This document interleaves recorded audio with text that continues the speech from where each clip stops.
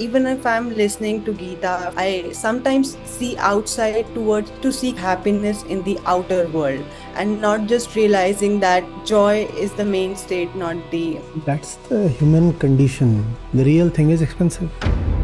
And we want to save money for all the unreal things. You have the money but not the budget. Why? Because your budget is dedicated to some nonsense. I'm depressed for existential reasons, so I go for bhel puri. What kind of solution is this? Love yourself enough to give yourself the highest. Don't settle for anything lower or lesser.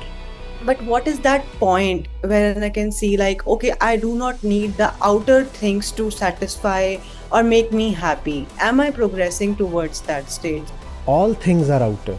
Because the world is everywhere, even that which you call as within is world. So this way or that way you will have to go to the world. You can go to a bar, you can go to the gym. All of these are outside. When you are with the right people, right books, being at the right places, then they'll be available when the time comes. You can go wrong, they won't go wrong. One can be a fool, but they are foolproof. So when we observe ourselves, there is a joy or happiness comes from within. Should we say that as a happiness or actual joy? Joy is not really an experience. If you know, if you are conscious that you are joyful, then you are not joyful. So, Acharya ji, I'm a PhD student here in US, and you have taken my questions before also. From inside, we are sorrowful, and because of that sorrow, we always try to seek experiences for happiness. And the more the sorrow we have within inside, and we try, because of that, the more we have the intensity to chase that happiness. And the way we realize sadness is the state, not the center. But while I was looking towards myself, I could see that throughout my life, I have seen uh, or I have chased towards the experiences that the sadness can be overcome through these experiences towards my life. So if I experience that sadness, I pursue or go towards consumption of products which are even if not needed, or the events or the products, or to make me feel happy. So the question which comes to my mind is, even if I'm listening to Gita for some time or some wisdom literature from your end, so why this thing keeps on returning again and again? Why do in the state of sadness I sometimes see outside towards to seek happiness in the outer world and not just realizing that joy is the main state, not the. So we have to like go towards the state of joy and not like emphasize more on the sadness. That's the human condition. I mean, your vehicle gets a dent. And some scratches and things. You go to the authorized agency, they say this thing needs to be totally replaced. This thing needs to be totally replaced. Let's say a panel piece or a bumper. But the Yes. whole replacement will cost you rupees 1 lakh. And then you go to some shady vendor, random denting painting salon, and they say I can do the job, a cheap kind of fix, only for rupees 15,000. You go for the cheap fix, don't you? That's what. The real thing is expensive. The real thing is expensive. And we want to save money for all the unreal things. The real thing is not expensive if you have love for reality. But we have love for all the petty stuff. So we want to steal resources from the real thing so that they can be spent on all the nonsense. When you say, I don't have the budget for such a thing. It's the budget that you don't have, not the money. You have the money, but not the budget. Why? Because your budget is dedicated to some nonsense. I'm talking of the inner budget, not the thing in the pocket. The inner resources, the inner dedication, the mind space, if you may. That is reserved for some nonsense, so that cannot be given to the real thing. If you are in a melancholy state and happiness can be cheaply obtained by just watching a TV show or having a samosa or something, there is all the temptation to go for this option. And one says, fine, what's bothering me is the state, not the center. So if I can somehow fix my state, I'm done. And the state can be fixed using some cheap means. We opt for that. Just that after a while we discover that nothing has been fixed. The state was an imposter. The state was just a false front.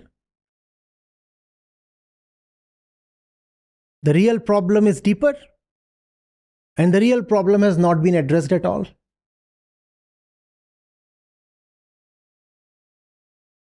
Are you getting it?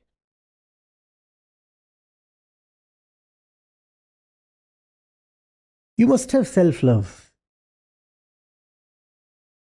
which is equivalent to having love for the highest. You cannot have self-love or self-respect if you do not have love and respect for the highest. If you say you're a self-respecting person, but you do not respect the highest, then you're not respecting yourself. You're just respecting some little and lowly part of yourselves, which is not self-respect at all then, right?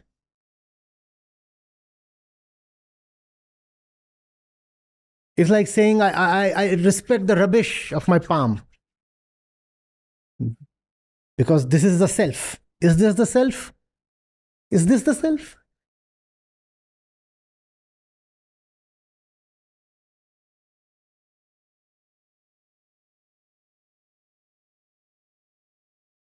When you have real self-respect, then you give yourself the highest. Don't you? You won't give yourself some cheap thing. I'm depressed for existential reasons, so I go for bhel puri. What kind of solution is this?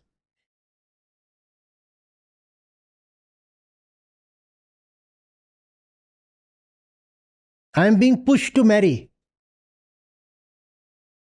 so I decided to take a bath. It feels great to be under the shower.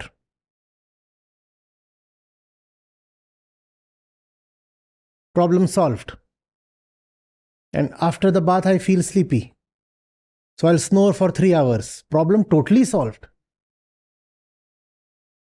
What kind of solutions are these?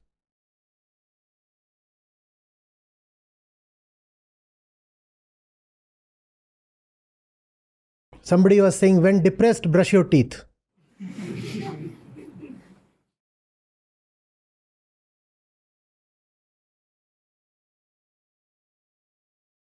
Special toothpaste with antidepressants.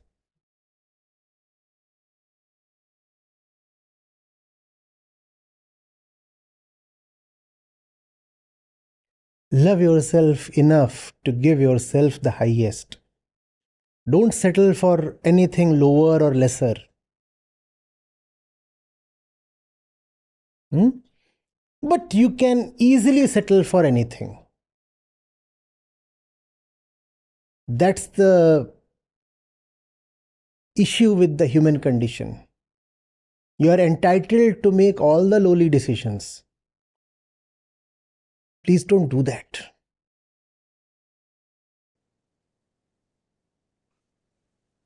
Acharyaji, sometimes the resistance comes from within. Like, no, this is not right. What I have learned is not the same which I'm experiencing.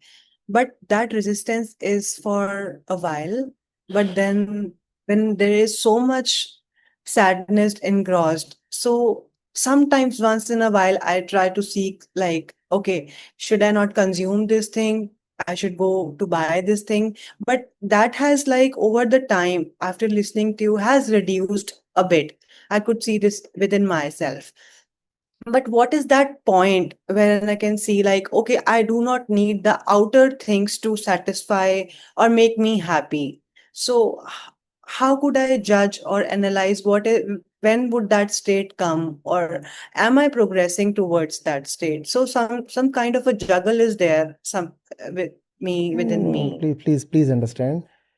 All things are outer. It's not that one does not need outer things. All things are outer.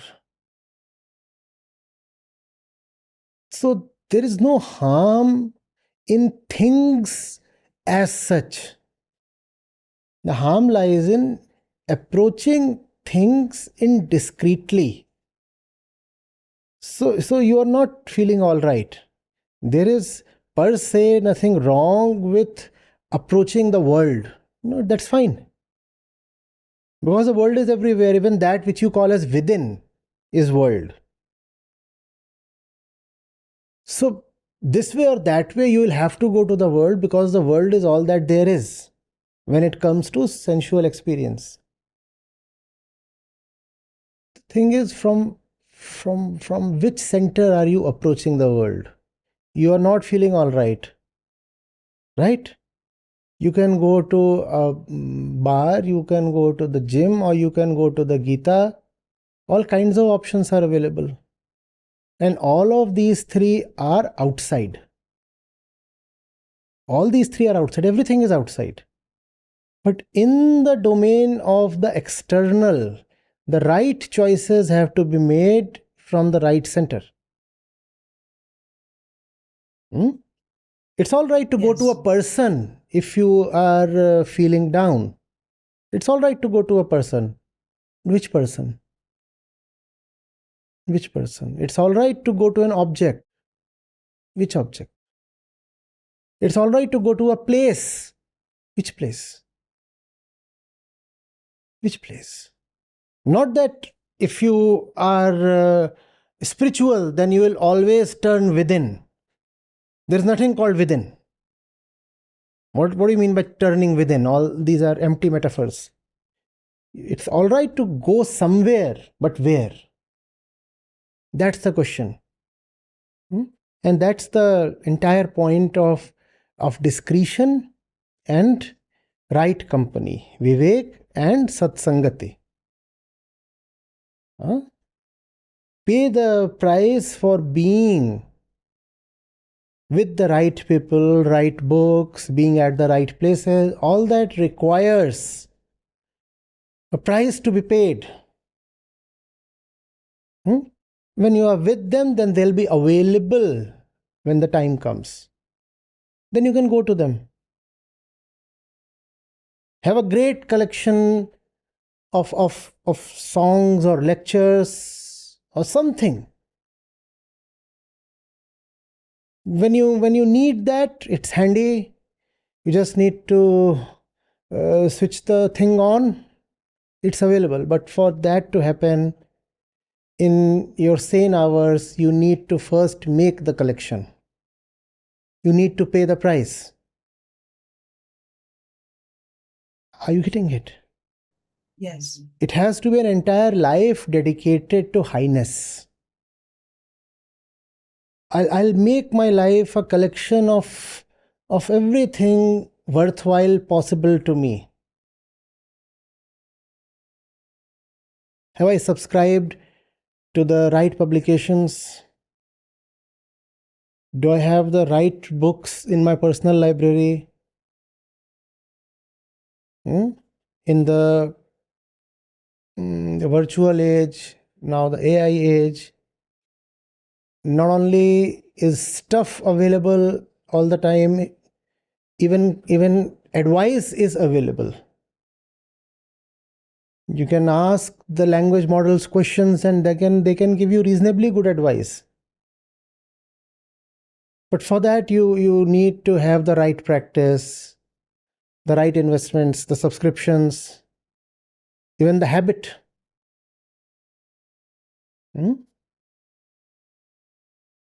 It has to be a way of life. Right? Acharya ji, like, can I ask or share my experience, if you allow me? So, I joined the Gita community in February. So since then, I am like, as you mentioned, like life is a constant struggle. Like Arjun only received Gita when he was in a battlefield. So I constantly see that life is a battlefield, and me and my husband. So try to live the way you try to say in your videos, or in the Gita sessions. So first of all, like as you say, like from which center you are coming from and what things you are listening to. So I can see just a reflection is like I have started going to gym instead of going to the restaurants or other places. So once in a while, we definitely do go to that places. But then what to hear, what to listen. Earlier, I used to listen YouTube and all the random stuff, the podcasts and stuff. But now these days, I have a playlist from the Gita community, and whatever I have not listened and heard before because I was not there earlier. So my choices are, I can see, are changing. Or whenever I come back to home and have want to see a TV, it's like your podcast or some good stuff. Isn't that the change which is coming, or is it like I'm saying this because I want my ego to be like, okay, yeah, I'm listening to Acharya ji. If you are in company of worthy arts, worthy people, worthy books, uh, you can go wrong, they won't go wrong.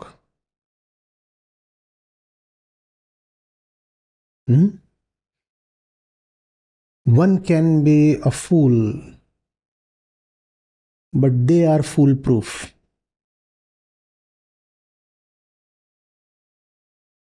Right? So I can be foolish in my movements. We all have those moments, no? But if I have the right things with me,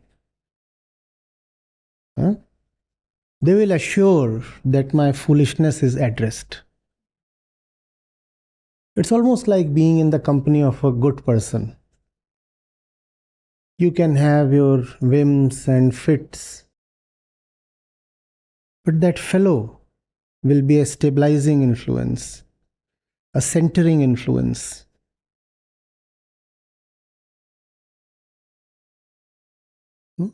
So you cannot go wrong with the right books, right audios, right people, right places. You cannot go wrong.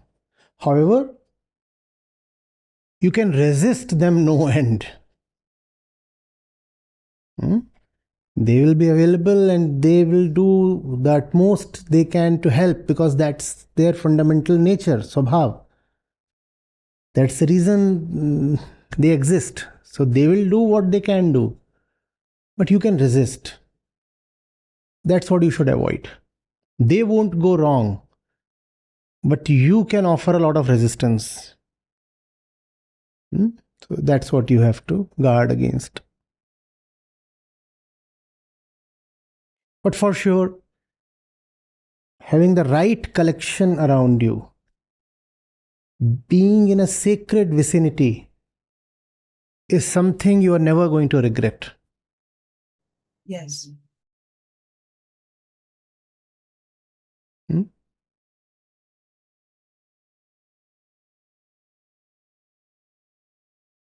Anything more? No. Thank you so much, Acharya. Welcome. Thank you, Acharya ji. My question is that it's on observation. So when we observe ourselves, And my observation has been changing. I've been listening to you from last year. It was different. I was also listening to Krishnamurti. So the observation, when we do observe, there is a joy or happiness comes from within. So should we say that as a so happiness or actual joy? So Krishnamurti also says that when you fully intensely observe yourself with full power of your mind, something happens within. So is that the joy that is coming from within? I just wanted to clarify on that. Joy is not really an experience. Joy is not something you can really identify as joy. Huh? Put your finger on and label it as joy. Just as observation, real observation, is a passive thing, joy is equally passive. Happiness is sensational. It's a spike. It aims to make itself felt. Hmm? Joy is like a soothing song, mother's lori. It is not real if you are still listening to it. The mother sings so that you go to. If after 2 hours you say, I'm still conscious of her song, and that means she's a bad singer. That's joy. If you know, if you are conscious that you are joyful, then you're not joyful. That's the same with all the sublime things mankind knows of: love, simplicity, truth. You cannot be conscious of them. Consciousness is dualistic, and the very aim of the real thing is to take you beyond duality. And beyond duality, there is no experience. You cannot know that you are joyful. You cannot know that you are in love. You cannot know that you are simple. You cannot know that you are truthful. Maybe somebody else who is not in truth will be able to identify more clearly, more easily, though here is somebody in truth. As for you, you'll simply say, I am. I just am. If you want to label my state as that of truth, that's your wish. You may do that. I just am. If you want to label me as a lover, you can do that. But consciously, actively, with motive, with intent, I'm not loving. I'm not doing anything at all with any intent, any motive, any consciousness. If I am joyful, I am not consciously joyful. It just is. I didn't want it to happen. There was no motive. It happened. I don't even know I am joyful. The same applies to observation. You cannot intend to observe yourself. If you intend to observe yourself, then there is a problem. It is a subtle thing of honesty that happens on its own.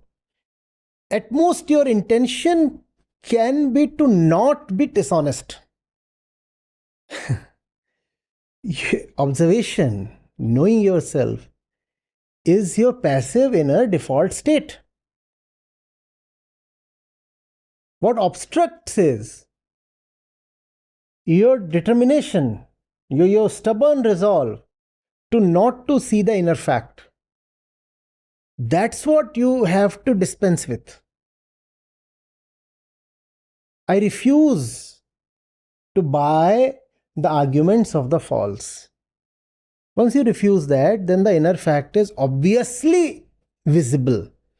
The word is obviously, without effort, without activity, without intent. It is just visible because it is your own.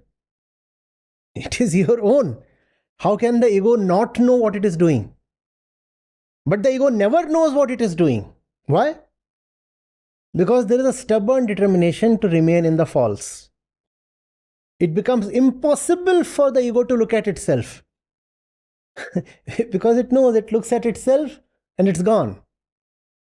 So that's what you have to stop doing. The word is stop doing. It's not about doing something extra, over and above. It is about stopping what you are continuously doing. And what is it that we continuously do? The fact is there and we turn our face away. They don't want to look at it. It's there. How can you not know? Huh?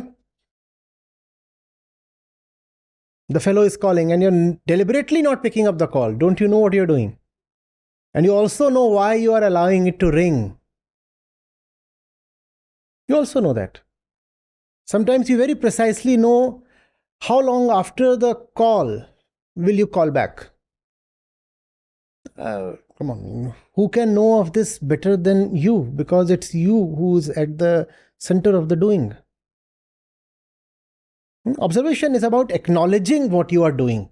It's not even about seeing. Why do you need to see? Why do I need to see? What do I need to see? Paper. Do I need to see what I have written? So observation is not even about seeing. It's simply about admitting, acknowledging. I am the writer. I don't even need to see what I have written. I need to acknowledge my intent. If you close your eyes and write, you need to see what you have written. You are the writer. Observation is an honest acknowledgement. This is what I'm writing. This is my life that I am writing on the canvas of time.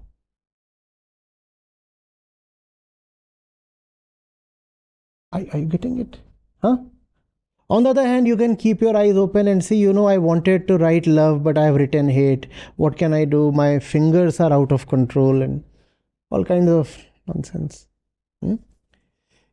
Observation isn't a thing of great mental activity or great intensity or great doership.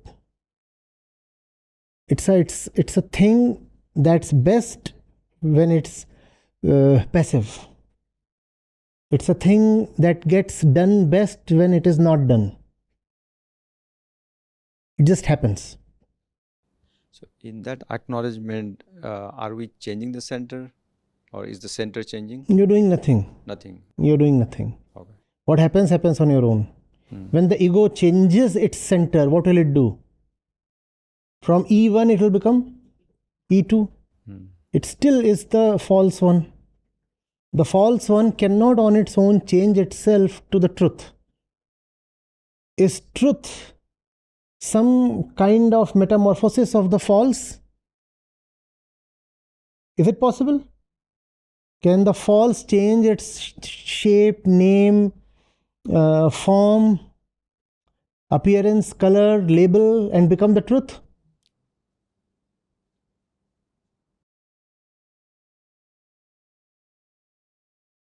Thank you, Acharya ji. Yeah, hi, hello everyone. My name is Richa Sharma. I'm from Ghaziabad, Uttar Pradesh, and I have been a part of this family from past 5 and 6 months. And in my journey, I am listening to Acharya Prashant ji from past, from 2020, I believe, after or during the COVID period, and now I'm a part of the community as well.